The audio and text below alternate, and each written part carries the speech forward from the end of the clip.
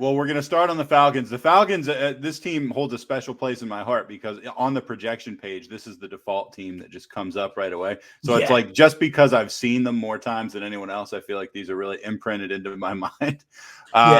Tell me about the Falcons this year. Yeah, so I think where my projections are going to really differ from most is I'm expecting them to be a bit run heavier than they've been the past 5 years. Than I think they've been maybe since Matt Ryan arrived there, and that's because Arthur Smith is going there. If you look at the research tool, you can tell that Arthur Smith 684, 628, 617. Rush attempts these last couple years, he's certainly far more run heavy, and compared to 45 pass attempts, he's been 50+% run heavy in his stops. Now, when you have Derrick Henry, that makes a lot of sense. He's already come out and said you shouldn't expect the same offense in Atlanta when you don't have a Derrick Henry here. Like, that would be foolish. I still think he schemes up one of the best power zone. Like, he mixes all the run concepts similar to Greg Roman does in Baltimore. So I do think he'll try to get the run going, whether or not they can stick to it because that horrible defense and they just don't really have a back that can sustain a monster workload. I don't think they'll be overly run heavy, but I do think I'm projecting them to be a bit more run heavy than the consensus projections out there. All right. Well, starting at the top, let's start with Matt Ryan. He was a one-time fantasy darling. He's now kind of a little ho-hum. You got him for 376 completions out of 565 attempts, a little over 4,500 yards, 32 touchdowns, 11 picks. My comments next to this were, I just wrote whatever. Exactly. You've got Ryan as your QB 20 on projections, 17 on the big board. I'm not excited. No, and I don't think there's a huge reason to be. You were excited about this guy in the past because of the volume, because of the weapons. There's no Konami upside. So again, this just becomes like a more expensive Kirk Cousins. Ryan Fitzpatrick will go a round or two later. I don't see any reason. I haven't really drafted Matt Ryan on any early best ball or real drafts so far. He'll be okay. He'll be steady. He could be a good bridge to a Trey Lance or a Justin Fields who we keep harping on. Get one of those guys no matter what. Certainly has that type of like nice floor that's okay, but 17, 20-ish. The only upside is going to be one. Arthur Smith was so efficient as a play caller in the red zone that if that carries over to the Falcons and they end up like approaching Tennessee Titans levels where they've been top 3 in touchdowns the last 3 years, well then okay, maybe there is like 40 touchdown upside with Matt Ryan. But I think without Julio Jones there, like you're really going to need Kyle Pitts to be the realest of deals. And he could be. I mean, he is a freak. But to me, they're just between the weapons leaving and a run heavier offense and no rushing upside for Matt Ryan himself. He's a more expensive Kirk Cousins, and I'm not really – whatever was a great way to describe it. We probably didn't even need to say much more after that, Matt. Thank you. I'm 1 for 1. Running back, their top guy on the running backs is Mike Davis. This is a guy who – I've got my auction coming up tonight with my hometown league, and it's like, I'm excited for you, man. Yeah, just kind of like I touched on in the beginning of the show with the Atlanta thing coming on first, so I know them well. It's like we've done these NFC shows every day. I know so much more about the NFC than I do about the NFC. So I'm anticipating a heavy NFC auction from the truth today. Mike Davis is a guy I kind of have my eye a little bit on if the price is right. You never know how these auction prices are going to go, but it's possible he could go kind of cheap. Anyway, you got him rushing 244 times, almost 1,000 yards, 9 touchdowns. It's not a bad line, not huge receiving numbers. And you got him your RB 19 on projections, 20 on the big board, which for running backs is actually pretty valuable. I mean, someone's going to be starting this guy. Absolutely. And he kind of falls in what has been coined by the industry as the running back dead zone, where, and it makes sense because receivers in those middles, rounds 4 through 6, typically outscore the running backs by a hefty margin. Now, if of the guys in that range, I do like Darrell Henderson. We talked about him earlier in the week, but I also do like Mike Davis as well, because as I said, I think this Atlanta team is going to want to be run heavier. Whether they can sustain that, we'll find out. And I do think Davis is really the only guy they have on the roster with any type of credibility. I don't think he's amazing, but he did break more tackles per attempt than anyone other than who led it last year. I know Davis was 2. I think Nick Chubb. It was Chubb. It was Chubb, number 1. And he can catch. I mean, he filled in for Christian McCaffrey admirably. He had plenty of games with like 10+ targets over there for the Panthers. So 45 catches, 292, 2 touchdowns. Not a huge output, but certainly your type of 3-down horse you don't typically find there in rounds 5, 6. So yeah, if he's going cheap at an auction, $6 to $10 range, right. For the running backs in that range, like one of my favorite RB3s. I hope he's not higher than that for me, but as like a potential flex option, I really do like Davis. And I think I'm a bit higher than the ECR on him coming into this year. And these projections show why. I really think he's going to get a lot of work. Behind him, looking at the backfields, is only Quadri Allison. Now, I just only want to point that out. It's not that important, but as a last-round pick, I was preaching Jevian Hawkins. We had Thor over from Roto World come on, or NBC Sports Edge, whatever they're called nowadays. I always mix that up.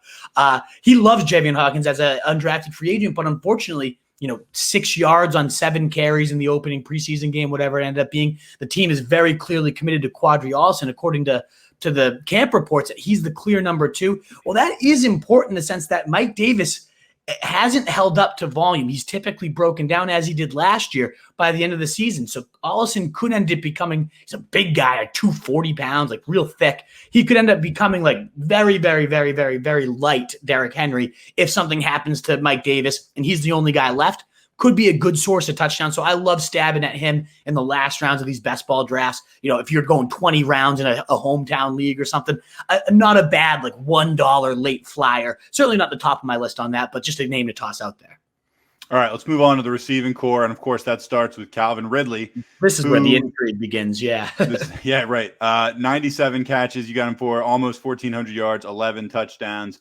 Feel like you've come down a tiny bit. I feel like you had him over 100 catches not that long ago, but still, I mean, monster numbers. Good enough for your wide receiver 5 on your projections board and 4 on the big board. And we could talk about Ridley, although what is there to really talk about? I'm actually more interested in talking about who's behind Ridley, and that's Russell Gage, who is somebody I'm just going to admit I don't think I'd heard of him. I'm pleading ignorance on this one, but I've learned a little about him since I saw him on these projections. You got him down for 57 catches, 627, 4 touchdowns. I mean, you see this guy as a 90 target guy. That's plenty. Although you have him only wide receiver 70 on your projections board, you've actually got him up at 48 on the big board. Just assuming someone's got to catch these balls, right? And so my thought is someone's going to catch him. I'm not positive it's going to be Russell Gage. Yeah, it's tricky. So starting at the top, Calvin Ridley, 26% target share, absolute hog. I think he's going to be a beast. And honestly, like 147 targets might be on the low side of projections. That's kind of baked into the fact I think they're going to run more than people are expecting. But if you told me Calvin Ridley at the end of the year saw 170 targets and then had, another 300 yards and another touchdown or 2 added onto this, like, wouldn't be shocked at all. And that's why I have him ranked as a borderline fringe first rounder on my big board. So yeah, absolutely love him. I think there's a whole lot more room for Gage to do more than I have him projected for. Right. But he saw about 100 targets last year with Julio being out, and he saw some good volume, just didn't do a lot with it. He's very inefficient, but they're saying he is the clear number 2 in camp, that they, all the other receivers are working with special teams and different things, and he's kind of getting the veteran number 2 treatment. So I like him, but as you'll see in a second when we get there, like, I think he's at best 3rd on the target totem pole because there is a monster coming in at the tight end position we'll talk about. So I'm not getting Gage much. He goes in a range where, like, well before a Marquez Callaway, who we'll talk about a little bit. I think is a huge sleeper. Tyrus Marshall, we're going to talk about a little bit. Like, guys I just really like as talents that I think if they saw even close to the work he's going to get would do so much more worth, with it. So I don't really – he's just like one of those, like, okay floor, but really low ceiling guys. And I like to swing for the fences with all my picks. You know that, Nat. I've always been an upside star fucker chaser, whatever you want to call me. So I'm not really that in on Gage at his price, even if I think he'll be pretty steady. It's just not for me. I'm a little embarrassed, by the way, that Russell Gage got like 100 targets last year, and I didn't remember who he was. Well, I think it's probably because it was some of the most forgettable targets, 100 target season like you'll ever see. He did literally nothing. He had 1 or 2 good games, and all the rest were mediocre to bad. So it's that. I think that's very telling, Nat. That I was going to say, actually, like that tells you why Gage isn't really high on my list, because you could see 100 targets and be that forgettable. Right. Like once we have RSJ, like once we hit it big and we're in the office or something, we pass a guy in the hall and we're just like, who's that guy? And he's like, I've worked here for 4 years. Exactly. That's Russell Gage. He's the Russell Gage of the office. Right. Exactly. All right. The monster you were alluding to at tight end, Kyle Pitts, 77 catches, 113 targets, almost 900 yards and 9 touchdowns. That would be a hell of a season. It doesn't seem halfway unreasonable if any of the hype is true. Right. You've got him as your tight end 5 on both lists. In fact, I think I'm as high as these projections are for a rookie tight end. I think I'm a little bit lower than the consensus, and that's baking in the fact this is a rookie tight end. There's a very hard transition to the position, but of course, there's never been a prospect quite like Kyle Pitts. His comparable isn't even a tight end. They compare him to Calvin Johnson. And I mean, you can see why at Florida. Kyle Trask is horrible. He would just chuck the ball up, and Kyle Pitts, didn't matter how many guys he had on him. He leaps up there. He rips it out of the sky. Like, this isn't a tight end. It's unfair that he gets a tight end designation. And right from day one, he could be an absolute monster. I mean, 909 would set the best rookie season that we've ever seen at tight end since Mike Ditka. So I do clearly like the guy. I just think, the fact that I can get TJ Hawkinson, who I as we said yesterday, I think is in line for 130 plus targets a round or two later. That's the one thing with Pitts is he's going like late 4th, early 5th. He's going above Hawkinson? He's going as the tight end 4 right now. And that's surprising to me. I would rather have Hawkinson. I would too. I think there's a higher floor with Hawkinson and a similar ceiling. That's, I guess, the one case for Pitts is like if he hits his ceiling, he's putting up 1,400 and like 18. He's at 18 touchdowns would be absurd. But you know what I mean? Like he's got that like Kelsey style. He's a freak of all freaks at this position. So maybe, just maybe, he could hit that. I doubt it's going to happen as early as year 1. Love him in Dynasty. I mean, you can consider him at the first overall pick in Dynasty rookie drafts. But still, I'm a little bit hesitant to get this guy. And in fact, I don't have much of him at all because I typically just go for Hawkinson around later if tight ends are falling. But still, all the upside in the world, can't blame you at all if you want to take that stab. If there's no receivers, like if the Bengals guys are gone, if Brandon Ayuk's gone and this guy's sitting there in round 5, there is some real upside to Kyle Pitts. But I just think people are a little bit too bullish for a rookie tight end. It's given how hard that position is to translate to. Yeah, I agree with you. Would be an exciting guy to own, though. Would be fun. Oh, yeah.